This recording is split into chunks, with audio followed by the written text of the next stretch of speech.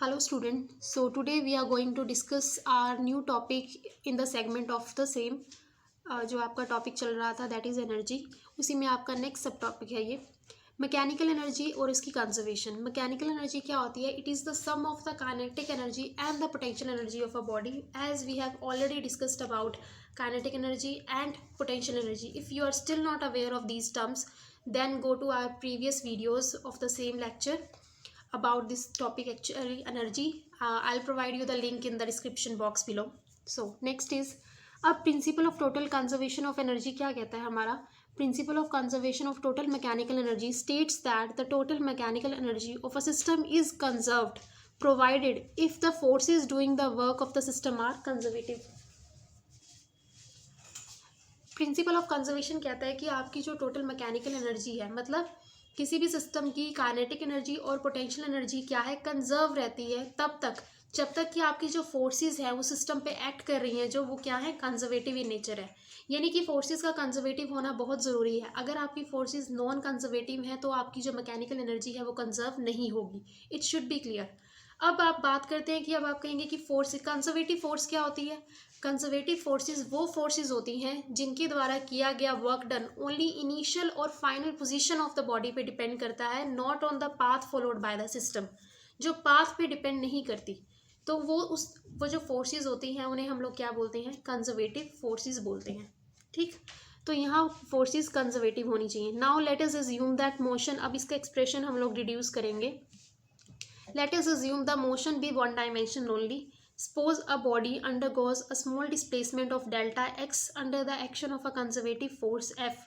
Then according to the work energy theorem भी मैंने आपको पहले कवर करा ली है पिछले टॉपिक्स में, एनर्जी के ही. उसमें हमने बताया था वर्क एनर्जी थ्योरम के अकॉर्डिंग ये चीज़ हमने बताई थी कि चेंज इन काइनेटिक एनर्जी, या हम कह सकते हैं जो total work done by a body होता है, it is equals to the change in kinetic energy. यानी काइनेटिक एनर्जी के अंदर जितना चेंज आया है ड्यूरिंग अ प्रोसेस, उतना ही हम कहेंगे अमाउंट में वर्क डन हुआ है. उसी एक्सप्रेशन को, उसी वर्क एनर्जी थ्योरम को हमने यहाँ यूज़ करके हमने ये एक्सप्रेशन लिखा है. चेंज इन काइनेटिक एनर्जी मान लीजिए आपकी क्या है, डेल्टा के, क्योंकि जो डेल्टा है वो आपका चेंज को रिप्रेजेंट कर रहा है. इसी तरह वर्क डन कितना क्या होता है? Force into displacement. अगर मान लीजिए मैंने फोर्स एफ एक्स लिया, because it is acting along the x direction, तो उसमें कितनी डिस्प्लेसमेंट प्रोड्यूस हुई है? Delta X. तो ये आपका expression for the work done है. अब हमें पता है कि जो हमारा फोर्स है वो क्या है? कंजर्वेटिव इन नेचर है.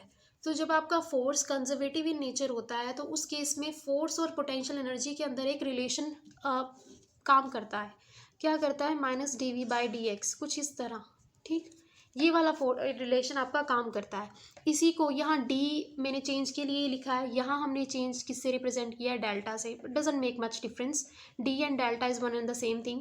इसी से फिर मैंने एक्सप्रेशन क्या निकाला है? एफ इंटू डी एक्स निकाल लिया, ये माइनस डी वी अलग रह गया.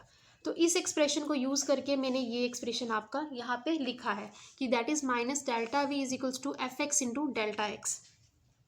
तो ये कब होगा? ये उसी सिचुएशन में होगा जब आपकी फोर्स क्या होती है? कंजर्वेटिव होती है. तो अब जब हमारे पास एक्सप्रेशन 1 एंड 2 आया था, फर्स्ट एक्सप्रेशन में मैंने क्या, हमने ये एक्सप्रेशन लिखा क्यों है? जो सेकंड वाला है, हम चाहते थे कि यहाँ हम लोग चेंज इन पोटेंशियल वी निकालें. V is potential energy of the body. उसके अंदर कितना चेंज आया है, उस एक्सप्रेशन को निकालने के लिए मैंने ये सारा एक्सप्रेशन लिखा था. वहाँ से मेरे पास जो वैल्यू थी वो डेल्टा वी की आ गई. और फर्स्ट एक्सप्रेशन जो मेरा था उसमें से मेरे पास क्या आया था? डेल्टा के, that is change in kinetic energy. अगर मैं 1 और 2 दोनों इक्वेशंस को ऐड करती हूँ तो मेरे पास फाइनली कुछ ये आता है.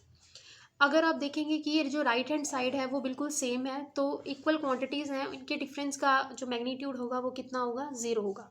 तो मेरे पास क्या आ जाएगा finally? Change in kinetic energy plus change in potential energy is equals to 0. अब मैं इस चेंज या डेल्टा को अगर मैं बाहर लेती हूँ तो मेरे पास क्या आ जाएगा? के प्लस पी इक्वल्स टू 0. ये डेल्टा किस चीज़ को दिखा रहा है? चेंज को दिखा रहा है. ज़रा इस चीज़ पे आप लोग ध्यान दीजिए. मैंने कहा था कि डेल्टा एंड डेरिवेटिव दोनों चेंज को ही दिखाते हैं. अगर मैं इसकी जगह डी बाई टी एक्स या कुछ कर देती तब भी तो वो चेंज को ही दिखाता, आपका जो डेरिवेटिव था. ठीक, आप जानते हैं अगर किसी चीज क्वांटिटी का अगर डेरिवेटिव 0 हो तो इसका मतलब वो क्वांटिटी क्या होती है? कांस्टेंट होती है. ये आपने मैथ्स में पढ़ा है. तो अगर ये चेंज डेल्टा किसी चीज़ का 0 है तो इसका मतलब है वो क्वांटिटी क्या होगी? आपकी कांस्टेंट होगी.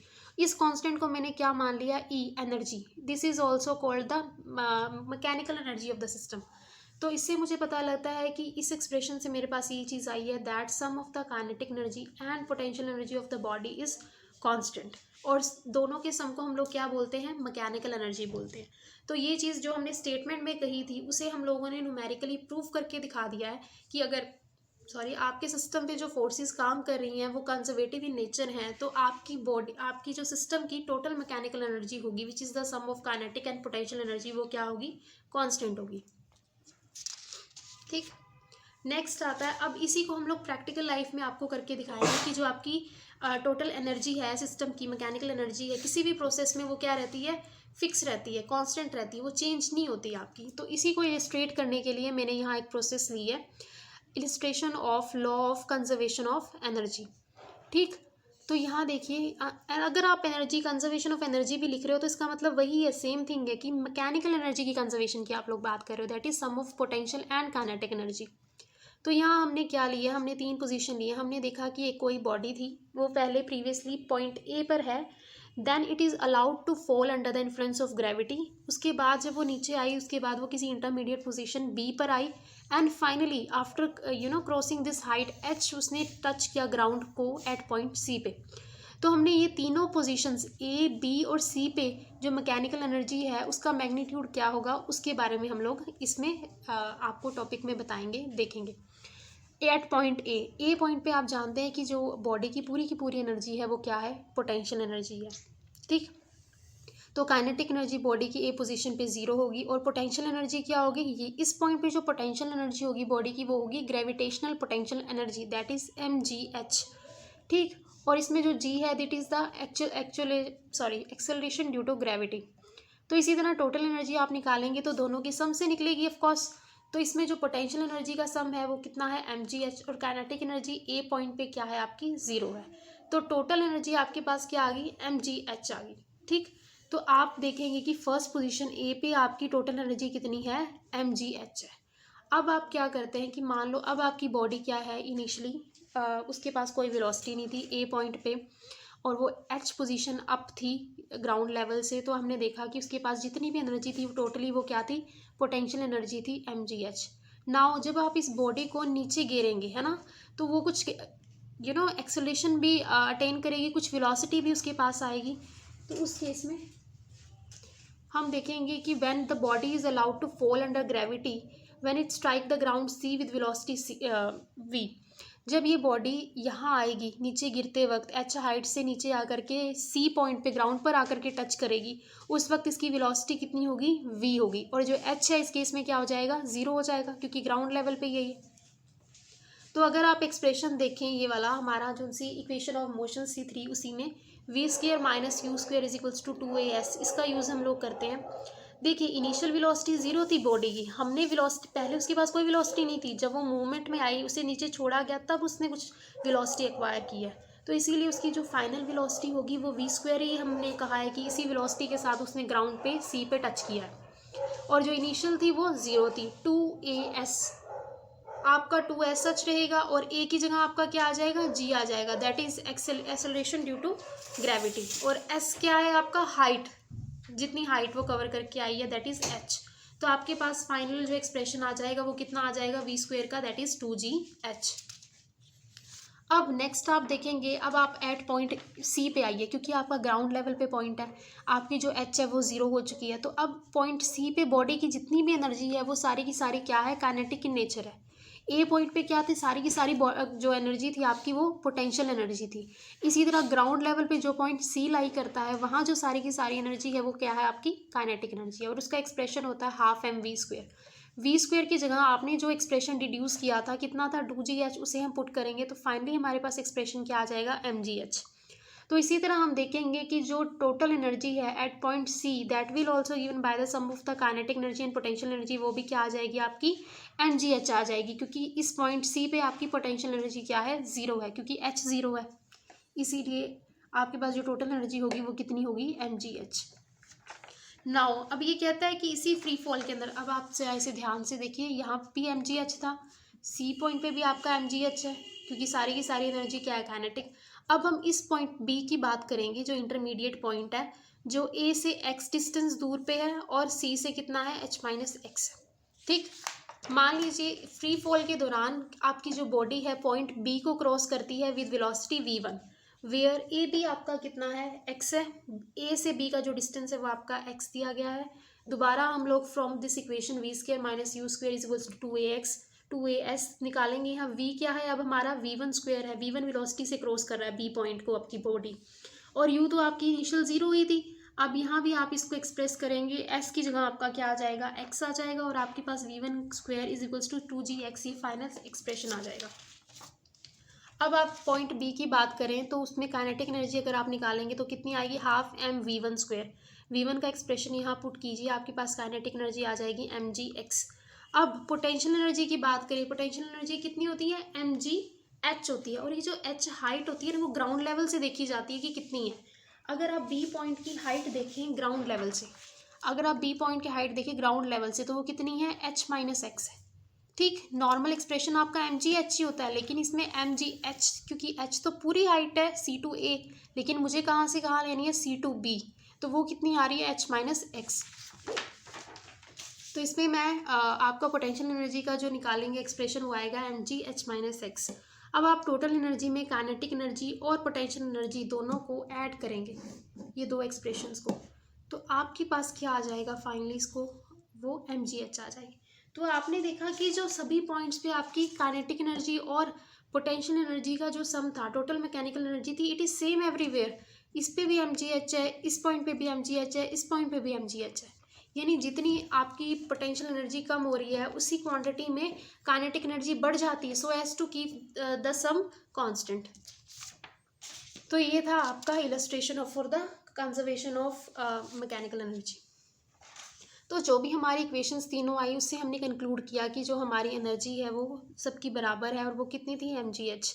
That is total energy of the body during free fall remain constant at all the position. Free fall में क्या है कि your body is allowed to move under the influence of gravity only and no other force is acting in this time. ठीक, तो उसके अंदर उस situation में क्या होता है कि आपकी जो एनर्जी है वो हर पॉइंट पे फिक्स रहती है, सेम रहती है। हालांकि वो फॉर्म्स चेंज होती रहती हैं, लेकिन जो टोटल सम है वो आपका कांस्टेंट रहता है। एट पॉइंट ए एनर्जी आपकी इंटायरली क्या थी, पोटेंशियल एनर्जी थी। पॉइंट सी पे आपकी जो एनर्जी थी it was entirely kinetic energy, लेकिन जो पॉइंट सी था, सॉरी बी पॉइंट पे, it was partially kinetic and partially potential energy. अगर आप सिंपल पेंडुलम को भी देखें, ये आपका सिंपल पेंडुलम का एग्जाम्पल है, तो सिंपल पेंडुलम क्या करता है, ये टू एंड फ्रो मूव करता है अबाउट इट्स मीन पोजीशन। अगर ए को मैं इसकी मीन पोजीशन लेती हूँ तो ये कहाँ जाता है, बी पोजीशन तक जाएगा मैक्सिमम, इसी तरह लेफ्ट में भी वो सी पोजीशन तक जाएगा। देखिए अब आप ए पोजीशन पे देखिए, इसकी जो हाइट है वो क्या है, 0 है। इस केस के अंदर इसकी जो एनर्जी होगी सारी की सारी वो क्या होगी, काइनेटिक एनर्जी होगी।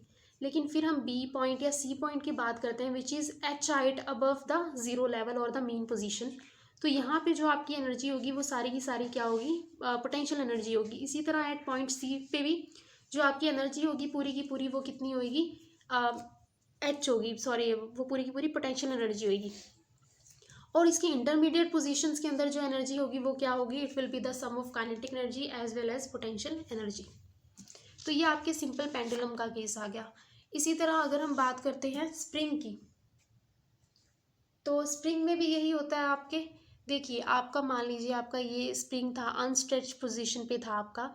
A is the normal position of the body in unstretched position of the spring. ठीक, ए पोजीशन पे जो आपका स्प्रिंग है वो नॉर्मल पोजीशन पे है, अनस्ट्रेच्ड है।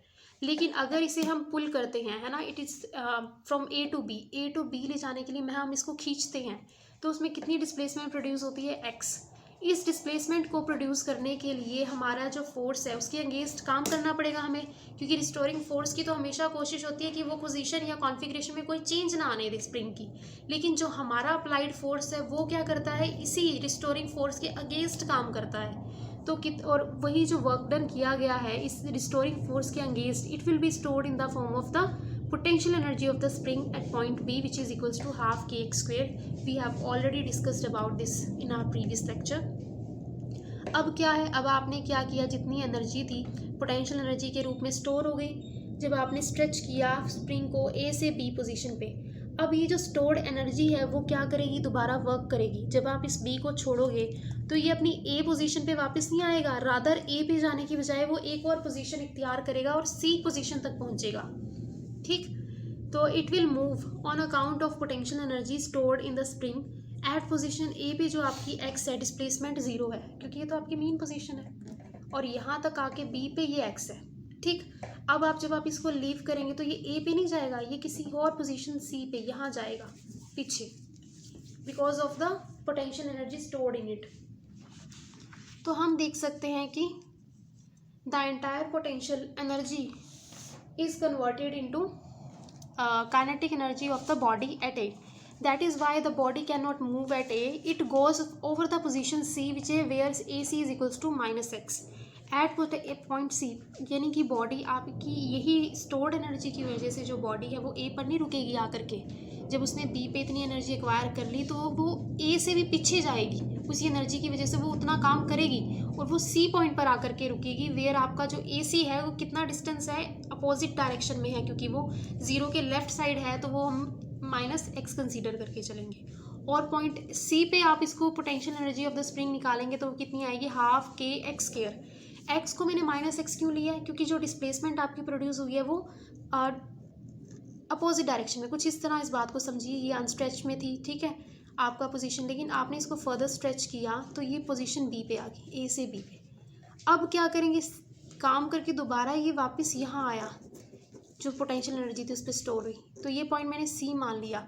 तो अगर ये आपका जीरो पोजीशन पॉइंट है, x इक्वल्स टू ज़ीरो है, ये x इक्वल्स x है, ठीक, तो ये जो होगा c ये -x होगा, क्योंकि ये left to the zero position है, जीरो पोजीशन के लेफ्ट में है ये, तो इसीलिए यहाँ पर जो x की वैल्यू वो -x होगी और जो आपका फाइनल एक्सप्रेशन आएगा वो हाफ के एक्स स्क्वायर आएगा, क्योंकि माइनस का स्क्वायर भी आपके पास पॉजिटिव ही आएगा। तो फाइनल जो आपके पास एक्सप्रेशन आएगा potential energy of the spring का वो कितना होगा, हाफ के एक्स स्क्वायर होगा।